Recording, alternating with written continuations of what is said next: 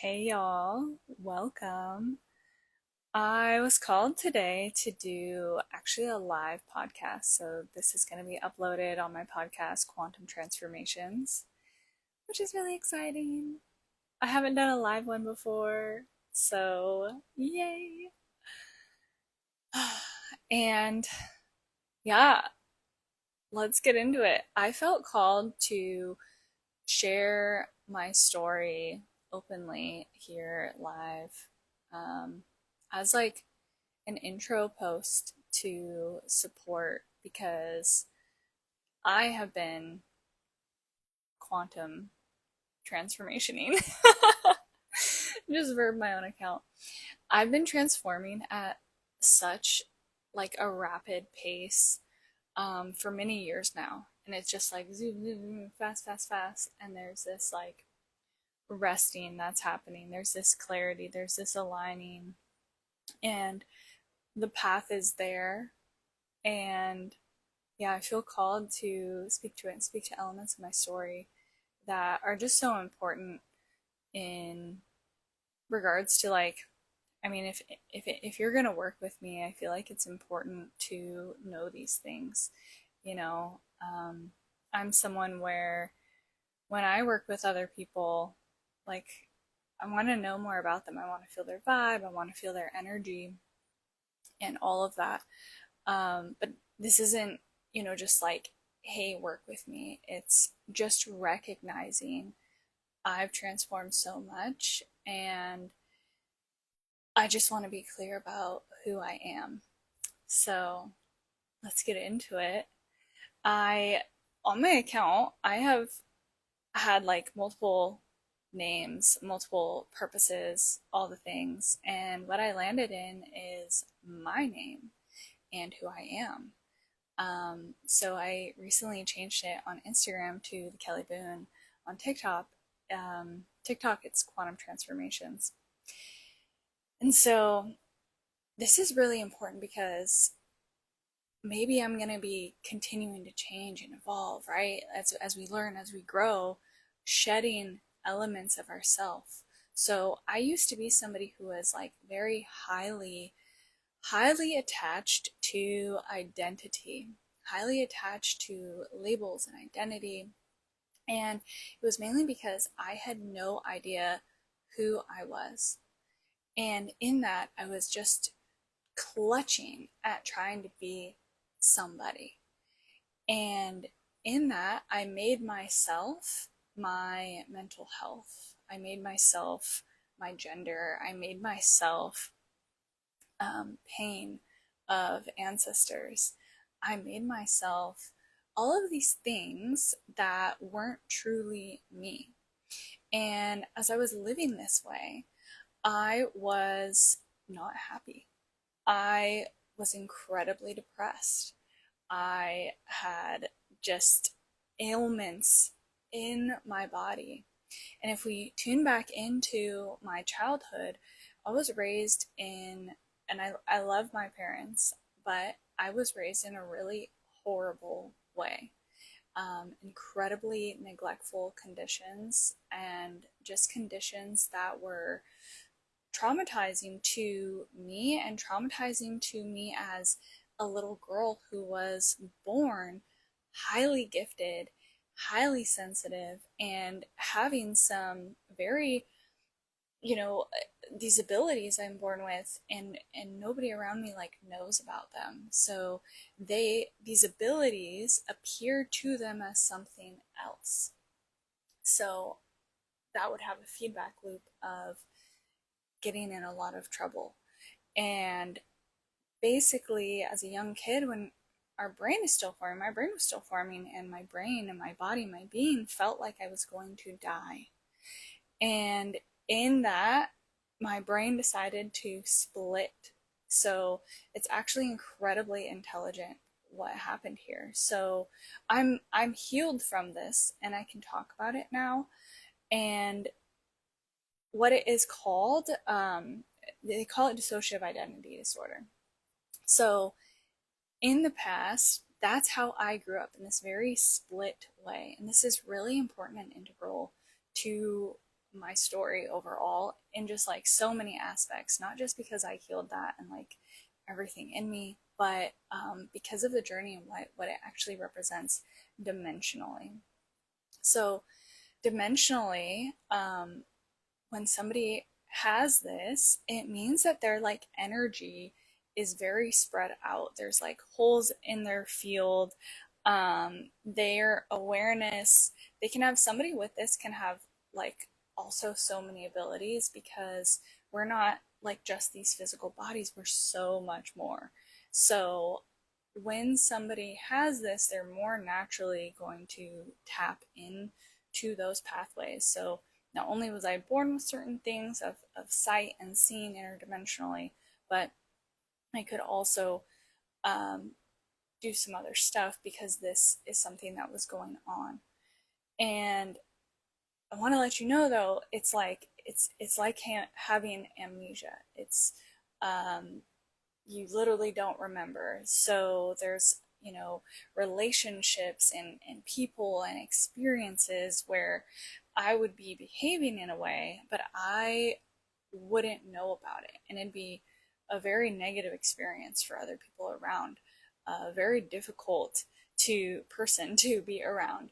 Incredibly angry and judgmental and just causing all of this pain out there. And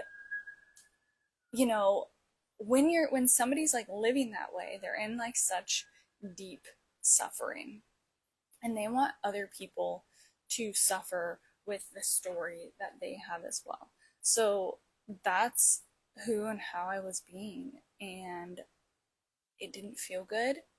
And I was absorbing the energy and emotions of everybody around me basically for my safety. I had to tell myself and adapt the belief that I was wrong, that I just like adapted into like a form of like self-denial and self-betrayal essentially. And so I if anybody said anything, you're doing this, you're doing that, or whatever, I just would, anything that I thought, I would just move it aside and be like, oh, this must be true. And this was a safety mechanism that I had for a very long time. So, yeah, I feel a little nervous sharing this so openly like this. I'm going to be honest. I felt really called to express this. So, one household was very religious based, and the toxic Christianity where you care more about your appearance than who you're actually being. And so in that, there was not the things that a child would need, but very like forceful, obedient practices that again affirmed for me to just like deny myself. And it made it difficult for me to, there was nobody around me nourishing me in a way of like, hey, get to know yourself. Who are you? Honor yourself. Like, everything I talk about now, it's like that's really what life is about. It's about knowing yourself. And so basically my childhood was the opposite of that. It was who and how do I need to be to perform, to shapeshift, so that I can just literally survive, because I felt inside like I was dying, just like legitimately. That's what my brain did. So when I was 12, I had this really intense experience at church, and I have posted about this where at church they were like, hey, invite Jesus Christ into your heart. And anytime I went to church or anywhere or anything, I always felt like I was like radiating like evil. Like I just would look at people and be like, I hate them, I hate them. I felt so angry, I felt so resentful. Okay, as like a kid, this is how I felt all the time. I was just so angry. And when this came up in church, I was like, all right, I'll give it a try, like whatever. And I felt this undeniable warm sensation. Like I felt like the visceral sensation of Jesus entering my freaking heart. And I was like, oh my gosh. But because I was in such a pattern of like self-denial, I completely ignored it. Okay. And this is important. I'm intertwining and weaving in all these elements here. there's something happening today where there's a lot of new age spirituality, and then they're transitioning to like Orthodox Christianity or other like religions, okay? And what I'm going to share with you today is what my relationship with God is. I do not identify as participating in any man made modern religion. I just have a relationship with God, and this is a really integral aspect of my story here. So I'm 12, this experience happens, I deny it and I ignore it. One, it freaked me out because it was like so visceral. Like, what's happening? And two, I was so angry in life. And I didn't realize it, but I was angry with God also. You know, like, my life, I felt like my life sucked. I hated my family. You know, like, I didn't feel love. I didn't feel love in myself for others. I didn't feel like anybody loved me. And there was a lot of abuse in my family and in the way that I grew up. So people and childhood brains, they only dissociate. That's like the one of the highest forms of trauma is to have dissociative identity disorder, where the brain is like, I gotta be like completely different people because that was so incredibly fucked up that there's no way in hell that I could actually be like regular in this other setting when that happened, but I have to be regular because otherwise that's going to happen again. So it's like this thing of like you're just like constantly in trauma and then constantly dissociating into like, oh, I have to, everything's okay. So it's it's very odd and it hides really well, and that is what my life was like, hiding really well my pain, hiding really well my suffering, everything. Like I would have like a 10 out of 10 migraine and go and function in the world and act happy and like it was okay. Things like that, you know, like in like very visceral pain states, and then just being like, I'm fine, I'm fine, like crazy, right? So just I just really want to paint the picture of what I navigated through. So moving forward from there, as I grow a little bit older, about to enter college, my body essentially shuts down from all the years of absorbing everybody's energy, everybody's fake stories about me, everybody's projection, blaming me for stuff that I didn't do, all of it, and just taking it all on, claiming all of it, right? Like, it's not mine, but I claimed all of it from all these people, from family, from strangers, from friends. Whatever they said, I would be like, it's true, because I was in such a self betrayal way of being still.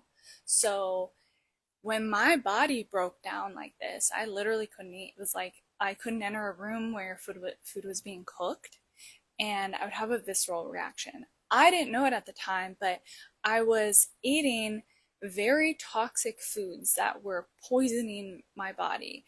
Bagels, processed foods, tapa ramen, soda, just anything that has like regular gluten in it. And I say regular gluten, like you just go to the store and buy any bread, right? It's all fake. It's not real food. They've been poisoning us for so long. So my body broke down and was like, I can't take this anymore. And I'd like throw up or like run to the bathroom or whatever. Like it was like my organs were like, meh. So I had to work through that. But because I was dissociating so hard, I was able to like dissociate out of it into these states and like, you know, manage to exist, manage to continue working a full-time job, manage to like start college, manage to just like exist. So it's pretty crazy what I was like personally and secretly dealing with, at the same time as showing up in the world and just essentially pretending to be okay. And all I really wanted in my heart was to be loved. Like, I never felt love and connection, which is like inherently what children need. There's literally like babies will die if they don't get that. I forget what it's called. Um, anyways, I was trying to remember it. But so I was trying to get that in every single way possible. And by doing that and practicing self betrayal, I was just the biggest people pleaser. Oh, maybe if I make them happy enough, or just give them what they want, they'll love me, they'll appreciate me, they'll see me, whatever. No, it's a lie. That's not how it works at all. So I was stuck in these cycles of just really heavy self-betrayal, really heavy doubt and fear and anxiety and depression. It was just like so horrible. It was so much suffering. And at this time, I was atheist. I had decided God's not real. I had decided, like, nope. So I'm functioning that way in the world and not having any relationship with God, but still having these very spiritual experiences, still having these I didn't realize when I was younger the way that I was like interacting with spirits. I didn't realize when I was younger the way that I was interacting interdimensionally. I didn't know how to distinguish it. I know how to distinguish it now. I know how to distinguish, okay, like here's the present person and then here's all this other stuff happening. I didn't know the difference. So that's something that also created a lot of confusion growing up, because I would respond to people based off of dimensional interaction with layers of them and not like what was happening in like the physical grounded reality. And I think that a lot of people, a lot of gifted women deal with this as well. So I somehow got through college. Like, I absolutely hated it. I honestly, like, it was the worst time of my life. It was so hard. Like, my health, it was horrible. So much force. I didn't even want to be there. And I made myself be there for other people. So it was kind of this, I've been living so long, this buildup happening in me of like, I'm just living for other people. I'm just living for other people. I'm just living for other people. I'm trying to please them. I'm trying to, like, no connection with myself whatsoever at all. Okay. And so this is going on and it's horrible. And I'm kind of like being forced into a place in life where God's like forcing me to be alone. So I don't really have anybody positive in my life, or anyone, like maybe very few people at this point in time, in the past. And so I was forced to really be alone. And this is so important because God is going to place you alone when there are things for you to see about yourself, when there are things for you to be an observation of. And what it does when you're alone like that is it actually forces you to be with truth. And when you tune into truth, you're going to inevitably find God. You're going to inevitably get there. And hey, maybe you don't get there in this life. It's not about like rushing or whatever, but if you're genuinely like curious about it, like that's just what it is. And anybody who tunes into truth, they all say the same thing, and it's for a reason. And again, I don't identify as any Christianity or part of anything. And it's funny because people who just use identity and labels, they'll want to say, oh, she's a non-denominational. Well, actually, I'm just existing outside of all the boxes that you live in your life. I don't live in boxes.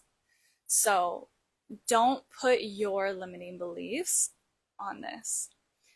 And I think that's really important. And that's one of the main like foundational structures of my frequency and my signal that I like show women how to do. It's like I spent my whole life taking people's stuff on, and now I don't take people's stuff on. And so that's the basis, one of the bases is that I teach. So from here, Um, Sorry, I'm just gonna turn off this. This one is distracting me with all the pop-ups. Okay. I was going live on TikTok too, and then it was too much. I was like, actually just want to be present here on Instagram and upload this later. So this is really, I'm just gonna reground for a second actually before I, yeah, drink a little bit of my soup soup. Mm.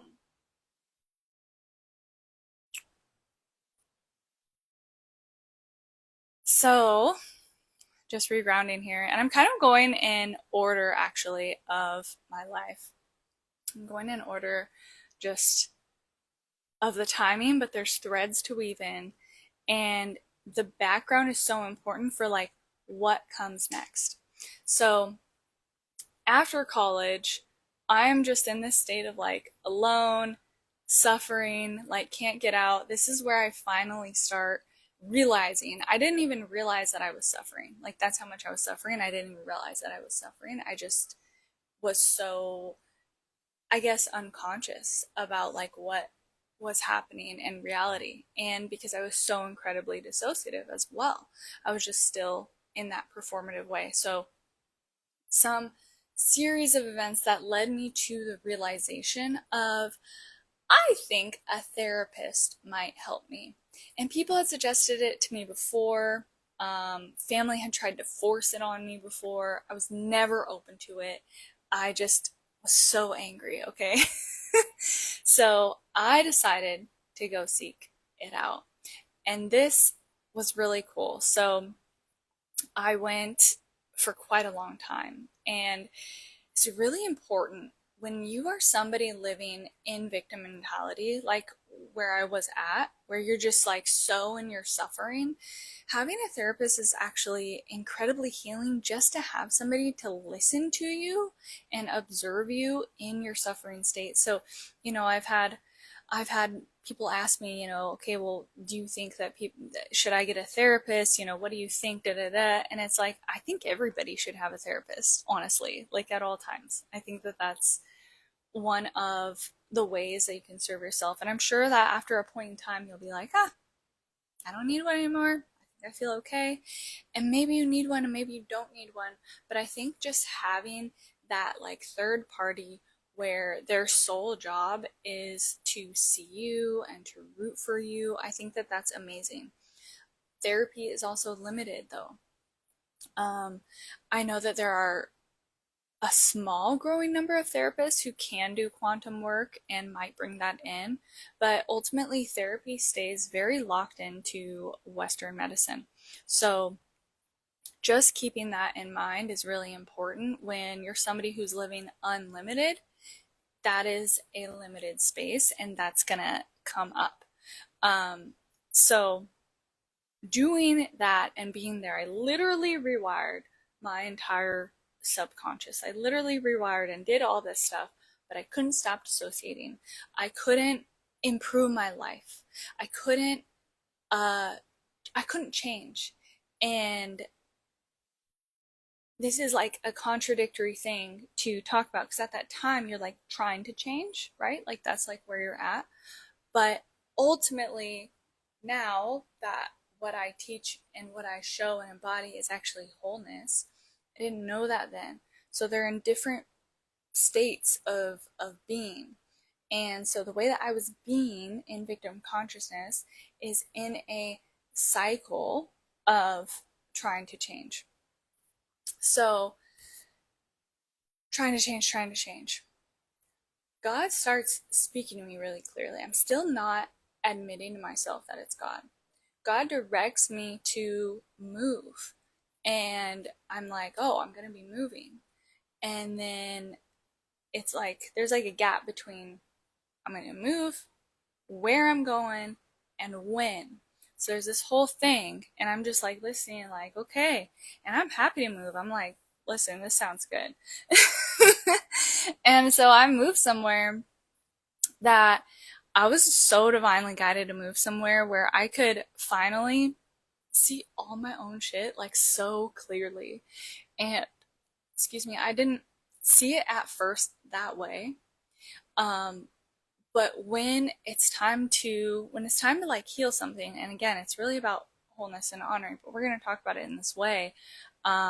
Because when you're in it, that's what it feels like. And that's kind of the journey at that stage. So honoring like that stage in place if you're there. And for me, I was there, so this is correct to say it. So when I'm there, I'm like trying to change. I'm thinking I'm changing my life. I'm, trying to figure out who I am and da da da. First of all, moving from somewhere that was consistently cloudy and rainy and cold, and like the temperature going up, down, and just like all of this stuff was super dysregulating me on top of everything else that I was in a constant dysregulated state about. Moving somewhere where the temperature was stably sunny and hot 90% of the year, like so many of my issues resolved just so I could see all my own things. So just the weather alone is an element that was impacting me as a highly sensitive person so much, so much. So, yeah, just breathing here.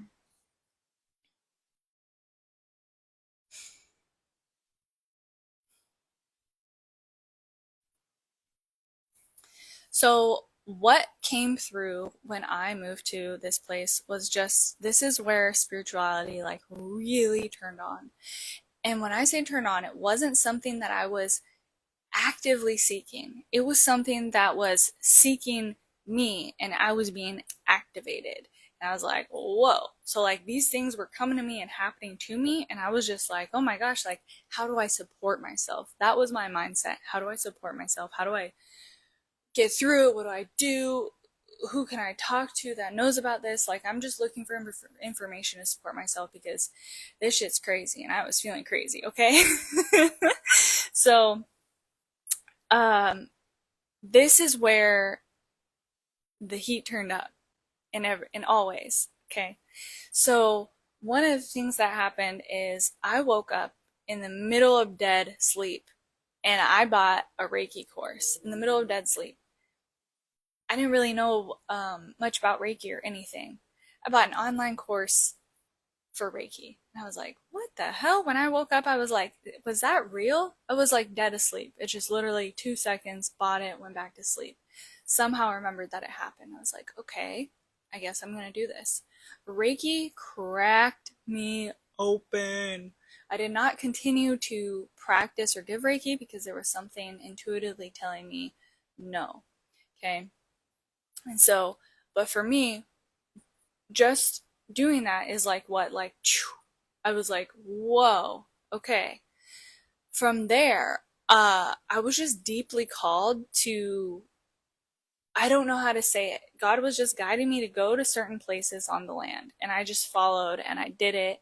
And I would have these magical quantum healing, God healing experiences. Like certain traumas in me would just like dissolve. It was wild. So I was just having these like rapid things. My therapist at the time, still seeing her, even though I lived in a different state, she was like witnessing it, like, whoa, what the hell? So this was happening on repeat. From there, I worked in a program of the Akashic Records, essentially, a priestess Akashic Records program. And this is another thing that super cracked me open. So this is where I started working in the Akashic realm and was just like, whoa, what is happening here, right? Ugh. So this is when I also started working with clients. I, at this point, was the validation journey for somebody who like has such heavy self-denial is so long. So I was still in a practice of like validating these totally insane experiences that I was having. And because I was starting to tap into the spiritual realms, the spiritual attacks were getting heavier. Okay. This is also when I started detoxing, okay? Anybody who detoxes as a lifestyle, and I don't mean from the sense of like, I hate myself or I'm trying to change myself or anything like that, but from a regenerative mindset of like, I want to live regeneratively. I want to be clean inside and out. I need to support myself. Like, I ate horribly as a kid and my body let me know that. So my food journey, I don't think I actually finished that. I started like healing that, but I didn't tap into all the way what it was until this point in time of realizing and having such a deep relationship with food. So it was like spirit was trying to wake me up by having all that food stuff come up and also having me stop poisoning my body. But it took me so long to kind of get there. I'm talking like 10 years. Okay.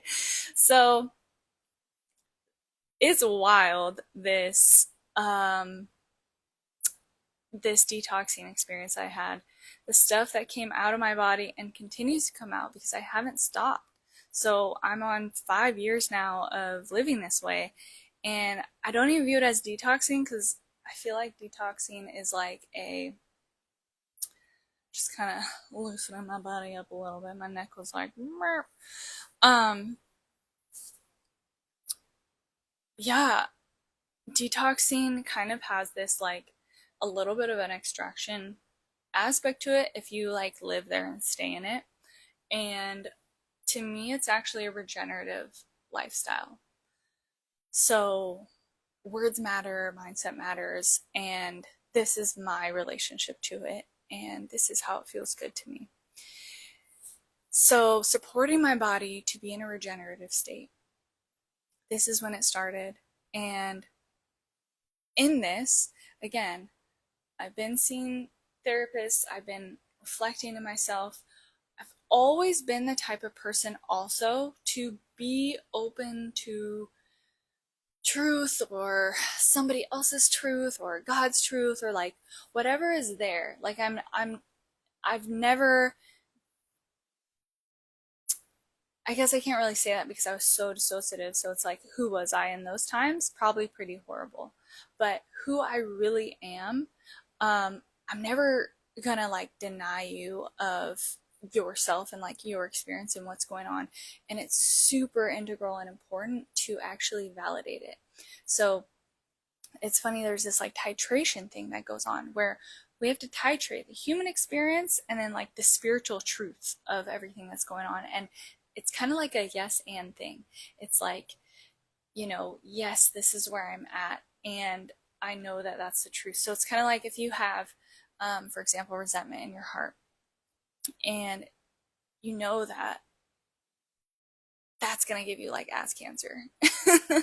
So you got to get rid of that, right? Because the only one who's suffering from that is you. So how do I do that? Repentance, forgiveness, letting it go, right? But when you're there, sitting in the heat of all that resentment, it's horrible. And the last thing you want to do is forgive because you're just like clutching on. So you have to really honor that. You have to really honor that place. Like, I'm clutching on, I don't want to let go. You have to really be in it all, okay? On one hand, it's horrible just when you start out, and then it gets really fun. You're like, I'm here, and then it speeds up, and you're like, and it's like what used to take 2 years takes you like 2 seconds. It's really fun, but it's not really fun at first. So here,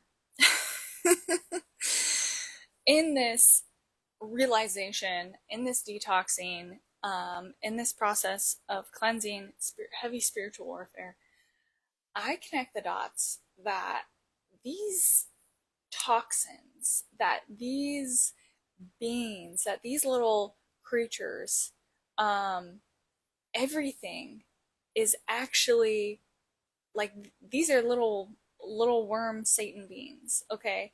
I don't know whatever appropriate terminology to use, but I know that adversarial forces who are anti-human forces are the ones that are poisoning the food, creating poisonous environments, poisoning the air, poisoning our clothes.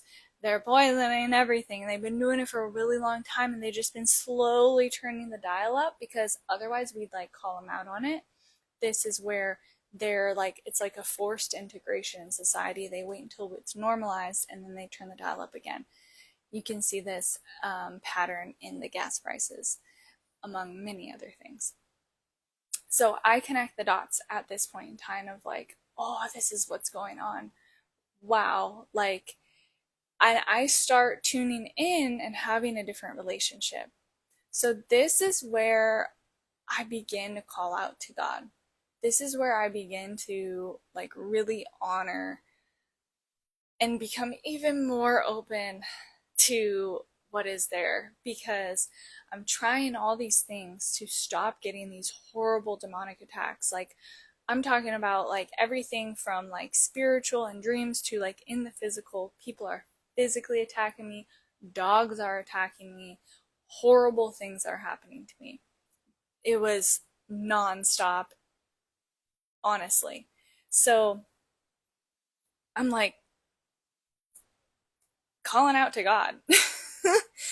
And I'm like just calling for truth, calling for support, calling for guidance, like trying to figure it out. This is when like I really want to know what is happening here. And so it's quite some time being guided in this. And I was just following my own inner guidance, inner path, intuition, direction, this pull. I have always felt it and always either attempted to honor it, and then in those cycles of people around me like suffocating me so I couldn't, but I would try, they would just hit me down, right? So the more I honored it over my life, the more the muscle grew and the easier it became to honor it. This is really important for gifted women because we're so sensitive. And so in that, it's like there's so many things going on. There's so many things going on.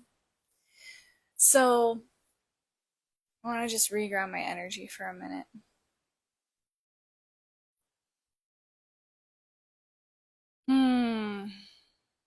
Yeah, thank you, thank you, thank you. Hey, if you're here for this long and you're listening, like, power. I hope that this is giving you so much value. Um, there are so many details that I'm leaving out. There's so many details, but it feels important to share this. It feels really important to share this. And so here I am. So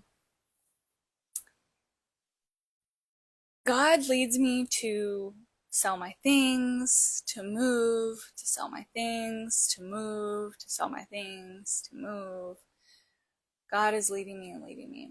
And I'm starting to notice the pattern in my life because I also brought my nervous system to a place where I stopped dissociating. And so I was then integrating my dissociations. So, and all those layers of myself. So here is where I connected the dots of everything, because these beings that I was not only physically cleansing out, but mentally, emotionally, spiritually cleansing out, literally just removing them all from my life. And when you do that, people are removed from your life, but I'm not doing it, God's doing it. And so I'm going through this process where God's like showing me how his presence is here.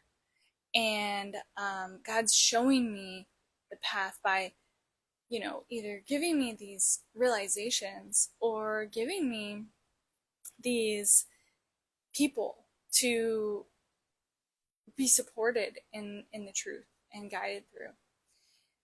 So essentially, it's revealed like nothing works to get these beings away, to close the access points, Nothing works except for Jesus Christ.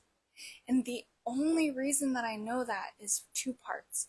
One, the God-given gifts of just extrasensory information where I was having the experience of personally witnessing that nothing else works but the authority of Jesus Christ.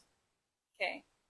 Two, even then I still had a little bit of doubt, and I was like, God, I need you to just like really let me know, place it on my heart, like give me the truth, like really let me know.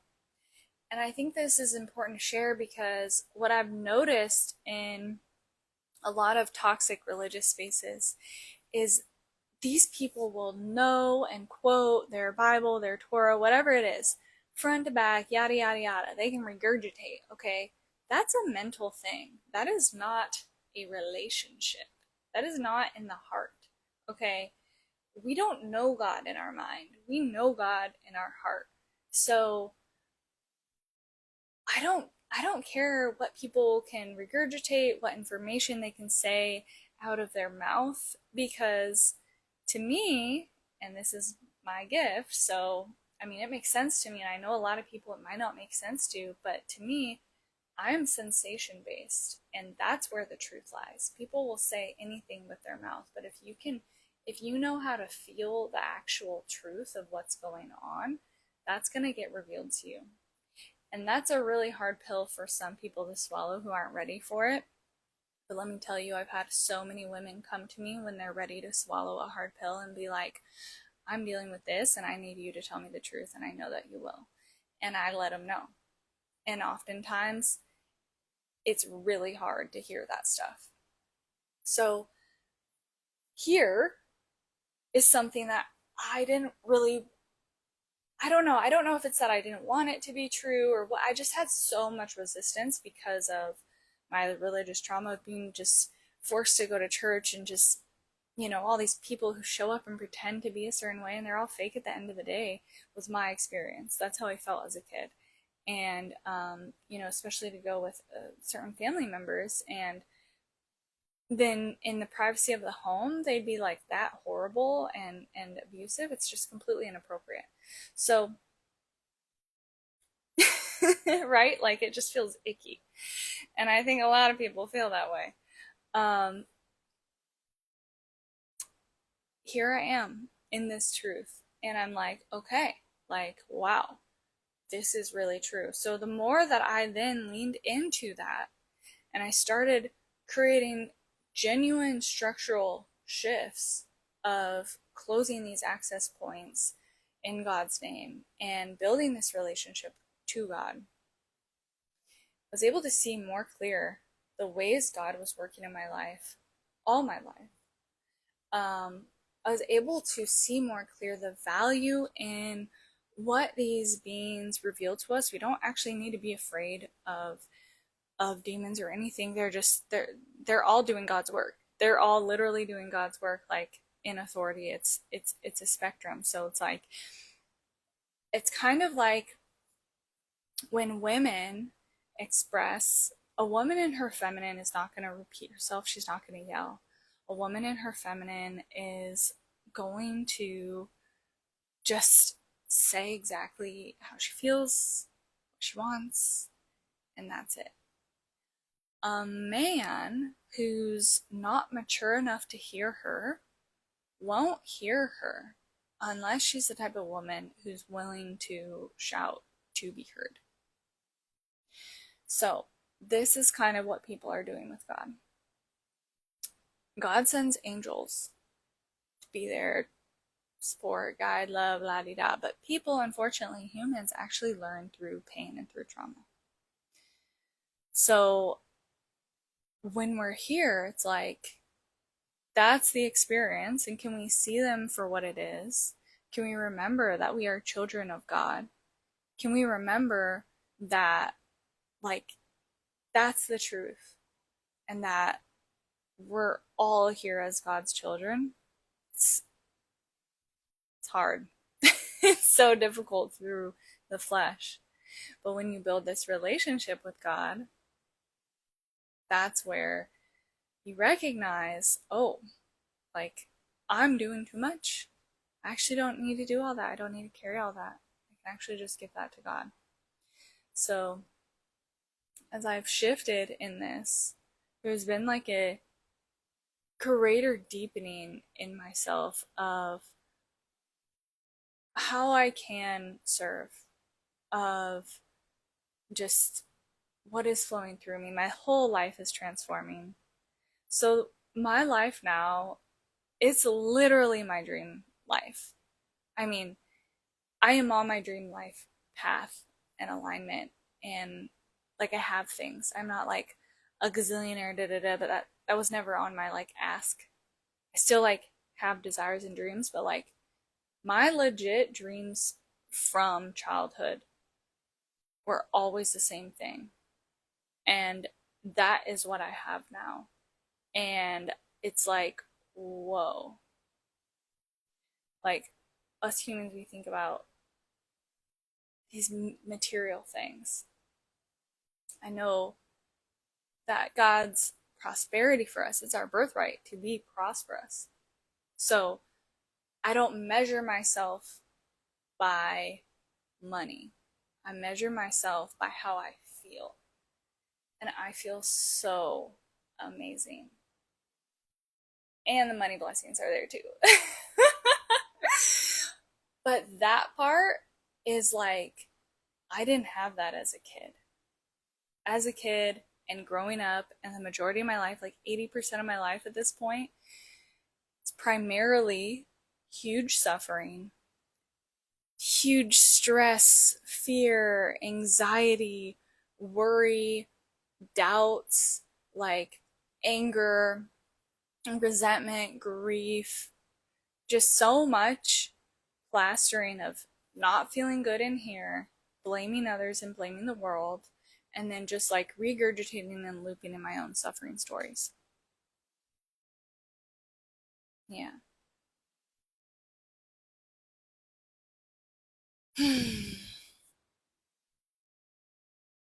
So we're landing here. We're just sharing all of that. And this is where I have all my inspiration and guidance, and God placed on my heart this idea for our village. And it's something that I was denying for a long time. Something that I was like, no, God, no, type of thing, or trying and failing, which then felt even worse because when you carry so much shame, I hadn't healed my shame yet. So, and I mean, let me tell you, there's no like, I am healed. There's no, I am perfect. There's none of that. There's none of that. It's an endless journey. But what there is there's a practice and getting that practice down. So in this, here I am, and I'm so excited for our village. Like, I am so excited. This is a space for women, and I'm inspired by my own journey of being highly sensitive, highly gifted, and having nobody, no teacher, no one directing me back to myself. And that's what this space is about. Our village, it awakens ancient technology. And I'm not just saying that to say it, to sound good, da da da. Like, it's legitimately ancient technology, and it's so fun. But it's something that we have to untrain the layers of ourself, all these neural pathways that are so used to these programs that common society has inserted to us. So when we deprogram that and we reprogram something new, it's so supportive to do that in a space of others. There's deep power and potency in being witnessed. Excuse me.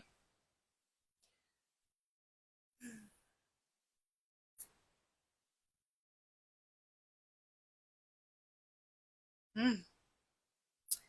So, what are these ancient technologies? What are these things?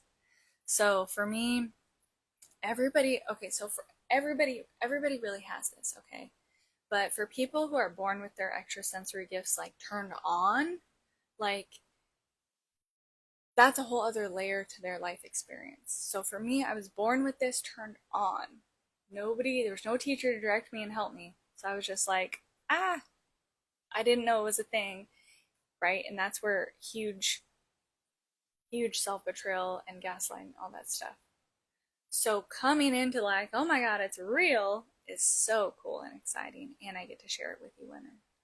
So this is where what I'm speaking to is that deep sensation of a deep knowing and a deep internal navigation system. And like having this deep sense of truth, of information. What this is it's an awareness of the unified field of consciousness, the unseen layer and web that exists here amongst all of us humans, this planet, all of life. It's the unseen field. This unseen field is something that I have viscerally felt my whole life. And there are so many, everything there. It's the blueprint of everything in the physical. It's there as well. And so in this, truth reveals like very clearly, very undeniably. Whereas when we build relationship with like physical eyes and physicality and material world, that's where illusions can occur. But when we develop relationship with the felt sensation, and to me, calling this like clairsentience is a disservice. It feels like another box of limitation of a label. But if you like words, that could be a word to apply to it. So here, when we tune into this is a very visceral experience. And this is where we're with the biology. So the biological information reveals itself. And when we are there in a supportive field of women with that, like it's not just about like one person. Like if you're in a group and one person's talking, it's like, great, how does this apply to me? When we're there, like it applies to all of us, and it's not a talking mental top logic thing. This is a bottom up, very felt experience. And I love it. And my clients love it. So when this relationship is built with this piece of technology, we build and build and build this relationship. It's like going to the gym, but going to the unseen layers gym. So you become really amazing at connecting with yourself in these deeper layers that are calling to be heard. So that autoimmune, the womb distortions, the pains in the body, the chronic issues, all of this. This is where we're connecting with the cells and with the information that is held there. Remember that resentment that I talked about? We can be and feel with that resentment. And when the group field is there, this is so, like, there's not even words. I'm using the word supportive, but like, that's not doing it justice. Like, literally, it's an unfurling. It's like, oh, I'm held. I'm safe. Like, this is available. This is possible. Like, new information can arrive. Like, it's okay. So, this experience really has few words, but it's the ultimate process of integration, and it is just so much fun. And it's going to be so much fun in our village because we're going to be sisters who are all vibing in those unseen layers. So I'm working a little bit backwards in the process because that'll actually be the last one, but that's feels like the right place to start here. So before that is going to be the activation. The activation experience is our life force energy. So this is, again, the unseen layers and the energy within us, in our sovereign fields. There are people who do this um, type of thing, and it's different than what I'm talking about because I provide a sovereign field.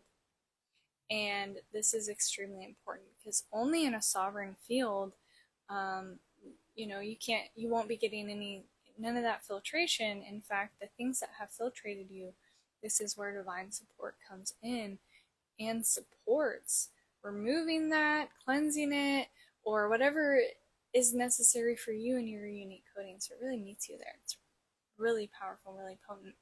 And this is a complete receiving experience, which is incredibly healing for the feminine and for women who are constantly out there doing. This, our village, is about being. So we get to be together as we are, exactly as we are. So we're activated in this natural flow of energy. Natural alignment will come through. Then we go and integrate what is here now, what is present, what is alive. And it's a really powerful combination. So before starting all of that, we'll come together on a community call because we have to honor the human. We have to honor like the human element. Okay, this isn't like we're going up. This is like a full wholeness process. This is like we're here in these physical vessels. And in this, it's really powerful to connect with other women, to show up as we are, to share. Um, Imagine just sitting around a fire and whatever is alive in us, we can feed it to the fire or we can express it to be illuminated. We can be witnessed here. And in this, us women, like, there are so many forces that are trying to separate us from each other and from healing and connecting. But at the end of the day, when women gather together, we are happier, we are healthier, we prosper, we live longer. Like, it's I don't need the science, but I know that people love that, and like, I already know it. Like, do you know it? Is it landing for you? Like, when there's women who are like, oh, I don't do group stuff and da da da, that's okay, maybe that's where you're at. But if our village is calling for you, and you're ready to be with that, this is super incredible for sister wounds, for abandonment or separation. Like, these are all like core wounding of being human. And when we can just be there in that environment that's just set up to nourish us, that's the experience that we are then inputting into ourselves. So this whole process is a very powerful wholeness journey that we go on. And the final step there is when we are resting. So I kind of bounced around. It's kind of funny how it came through. But the final one is resting. Okay. We're so about, like, that's what we want to do. We're busy. We're going to go do this, da da da. We're doing like 10 things at a time, da da da. Where's the rest? Right? So rest is an integral aspect of this path that we're going to walk. And learning how to rest, for me personally, being someone who was living in that constant activated state, when you're constantly activated, 24/7 dissociated, like, rest doesn't exist. It doesn't exist. So the majority of my life living like that, and then coming into wholeness, coming into presence, and resting. Wow. Like, can you imagine? So this is something that's just really important. And that's the cycle and the flow. All of those elements interweave together just like so beautifully. I feel so excited. And that's the cycle. So let's just breathe here for a moment. Yeah. I just shared my whole story. I just shared, like, weaving in the elements of awareness of the way that God has played a role. And the way that my personal awareness and healing and transformation just like shifted over time. And here we are now. So, in this container, one of the final elements here is to be open and willing to just be with truth wherever that is for you. Wherever you are at is perfect. I'm not concerned if if you're Jewish or if you identify as this or identify as that.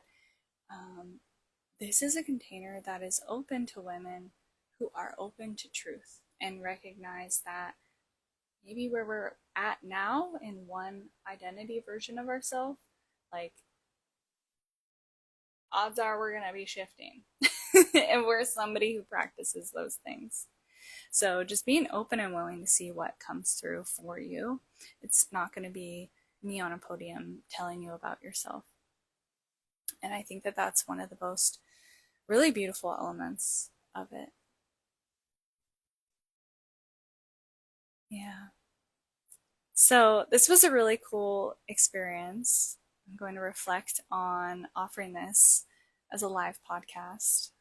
If you haven't checked out my podcast, I'm probably going to name this like Start Here on it, but yeah, we'll see how it goes posting this.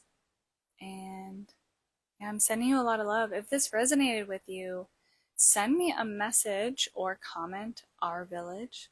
Right now, I currently offer a free class, De-Shaming the Feminine. It's a replay from one of the integration experiences. It's really powerful what came through on this call. And I'm going to be taking it down shortly because we're going to be moving through the coming free calls to offer you a little taste of what walking in our village is going to be like. And I know the most beautiful women are going to be there gathered together. Like the women that are already reaching out to me, I'm like, oh my God, yes. It is so exciting. And this is for mothers, maidens, crones.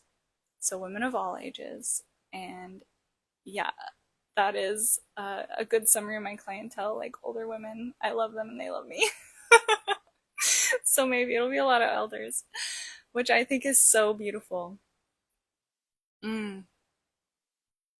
I feel like I could just talk about this forever, but I'm actually going to close here and just let this land. So thank you so much for listening, and drop any questions or anything that came up for you below. Much love, sister.